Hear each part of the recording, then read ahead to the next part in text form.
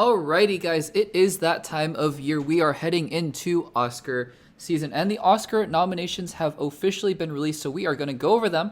I'm going to give you some of my thoughts on some of the nominations, some of the things that surprised me, and some of the things I was expecting, and then we will just take a look holistically and see what we can glean. Now, a couple of things before we get into this. Number one is that this is not going to be an Oscar predictions video. I'm actually going to make a separate, in a future segment, probably maybe a week or two before the Oscars come out, I'll do my actual Oscar predictions, my wins predictions.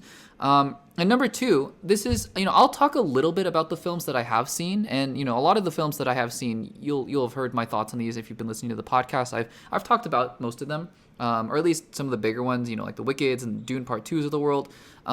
But I am currently, working my way actually through a lot of these films that I suspected would be nominated for Oscar films before the list came out. And sure enough, every film that I've seen so far is represented here in some way, even if they're not Best Picture winners. They have some acting categories and things like that. So I am currently working my way through them. I'm almost done, I think, actually.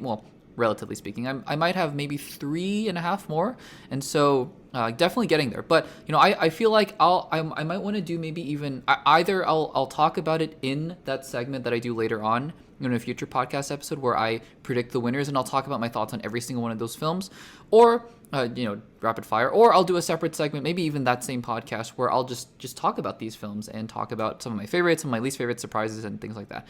I am just to also be upfront, I am not a film kind of person. This channel is called Access Blockbusters, but I love movies, right? I love movies, I love art, I love cinema.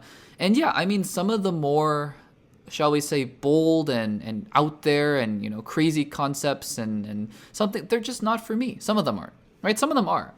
Some of the films that are quote unquote more indie and Oscar, people say Oscar bait, but some of those films on these lists I really liked, actually. And I haven't seen a lot of them, or I haven't seen all of them, excuse me. And so I might really like all of them. I will say, though, there are some films definitely on here, on these lists, I'm not going to talk about which ones, that I have seen that, people are like, oh, Oscar frontrunner, this, that I'm just like, I didn't love the film. Either because it just personally was not my kind of film, even though I totally see why people who it is their kind of film would love those films, or I just didn't quite get the hype, and I get it. Everybody has those kinds of films. You look at those lists, and I don't think anybody has ever had a list where they're like, oh, totally every single one of those films, I loved every single one of those films. So just want to point that out. But today, we're here to talk about the list itself. So I'm looking at an article here that has the full rundown from the New York Times, and we're just gonna go from the bottom all the way up. You guys probably know the Best Picture winner or the Best Picture nominees, but just to keep you guys in suspense for a little bit longer. So we're gonna start here at the bottom with production design: The Brutalist, then Conclave, Dune Part 2, Nosferatu, and Wicked. So again, a lot of films that are very beautifully shot. Have a lot of beautifully shot, that's cinematography, but more so just beautifully looking, and just the visual aesthetics and the way that they built the sets and things like that. Yeah, I can definitely see, at least for the films I've seen on this list, because I haven't seen all of them, but I can definitely see that for those films. Best animated feature: Flow, Inside Out 2, Memoir of a Snail, Wallace and Gromit: Vengeance Most Foul, and The Wild Robot. So interestingly, because this is pretty much the same list as was for the Golden Globes, but for the Golden Globes, you'll remember Flow actually won. Now, the Oscars and Golden Globes don't always line up 100%, although sometimes the Golden Globes can be a good indicator of what's to come. We talked about that in my Golden Globes recap, and so I was really surprised. This might have been one of the biggest surprises for the Golden Globes, that Flow was one of the films that won over Inside Out 2 and The Wild Robot, which is what I was assuming that it was going to be a race between. And so it'll be interesting to see if that kind of momentum carries over. We'll have to see about that, and I'll talk more about that in my official predictions segment in the podcast. Adapted screenplay: Conclave, A Complete Unknown, Emilia Perez, Nickel Boys, and Sing Sing. Not too surprising here, a lot of great films. Original screenplay: Honora, The Brutalist, A Real Pain, September 5, and The Substance. Okay? Moving on here. Best Supporting Actress: Monica, I'm going to mispronounce the names here, Monica Barbaro, A Complete Unknown, Ariana Grande for Wicked, Felicity Jones, The Brutalist, Isabella Rossellini, Conclave, and Zoe Saldana, Emilia Perez. Okay, moving on here. Best Supporting Actor: Yura Borisov, Honora, Kieran Culkin, A Real Pain, Edward Norton, A Complete Unknown, Guy Pearce, The Brutalist, and Jeremy Strong, The Apprentice, interestingly enough. And then Best Actress: Cynthia Erivo, Wicked, Carla Sofia Gascon, Emilia Perez, Mikey Madison, Honora, Demi Moore, The Substance, Fernanda, Torres, I'm Still Here. Best actor. I'm going through this pretty quickly because honestly, I don't see many surprises here. Like, of course, Mikey Madison, Demi Moore, were going to be nominated. Carla Sofia Gascon, of course, Cynthia Erivo. Fernanda Torres. I was told very politely in the comments that I forgot to talk about her, or I didn't talk about her as much in the Golden Globes wins. But yeah, I mean, I think this isn't super surprising. It's pretty much the same group of people, and again, I think that we'll see how far the Golden Globes carries over. But so far, other than actually, so far, really no big surprises, to be honest with you. Best Actor, Adrian Brody, The Brutalist, expected. Timothy Chalamet, Complete Unknown, expected. Coleman Domingo, Sing Sing, expected. Ray Fiennes, Conclave, expected. Sebastian Stan, The Apprentice. The Apprentice is interesting, though, being nominated for The Apprentice, because I would have thought he was going to be nominated for A Different Man, not having seen The Apprentice or A Different Man, but I've heard he's great in both. I just kind of thought he was going to be nominated for A Different Man, so that might be a little bit of a surprise there. But Sebastian Stan getting an Oscar nomination, he gave 2 great performances from all accounts, and so really happy for him to be recognized in that way. Okay, Best Director here, as I scroll to it. So Jacques Audiard, I'm going to mispronounce all these names. Audiard, Emilia Perez, Sean Baker, Honora, Brady Corbett, The Brutalist, Corley, I think it's Farge, The Substance, again, going to mispronounce everything, and James Mangold, A Complete Unknown. Now, I have seen, actually, I'll talk about it here. I've seen almost all these films. The only one I haven't seen is The Brutalist yet, so I can't really speak on that film, but I've seen the other ones, Emilia Perez, Honora, The Substance, and A Complete Unknown, and they're great. I mean, the directors, they directed the heck out of those movies. My only question is, Denis Villeneuve for Dune? I mean, big film. John M. Chu for Wicked.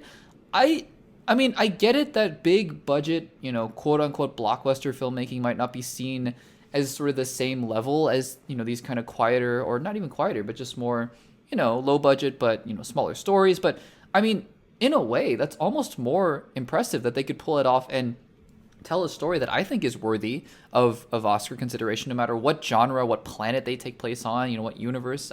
So I don't know if I would have bumped off any of these, necessarily, because I think, again, even if I like or dislike these films necessarily, they directed great, they were amazing at their directing. One would assume just based on the product, but, one can't help but wonder. John M. Chu and Denis Villeneuve, I thought, did a great job. So anyways, there is that. I'm not going to say snubs. I'm just going to say that, I do wish in a different world that those two were nominated as well. And then Best Picture is Honora, The Brutalist, A Complete Unknown, Conclave, Dune Part 2, Emilia Perez, I'm Still Here, Nickel Boys, and The Substance, and Wicked. Honestly, this one might be the most surprising to me, because I had penciled in here Sing Sing instead of I'm Still Here and Nickel Boys. And those two films were not necessarily on my radar. I might have even said A Different Man would have been there. So A Different Man and Sing Sing. But instead we have I'm Still Here and Nickel Boys. Those are 2 films that I have not seen yet.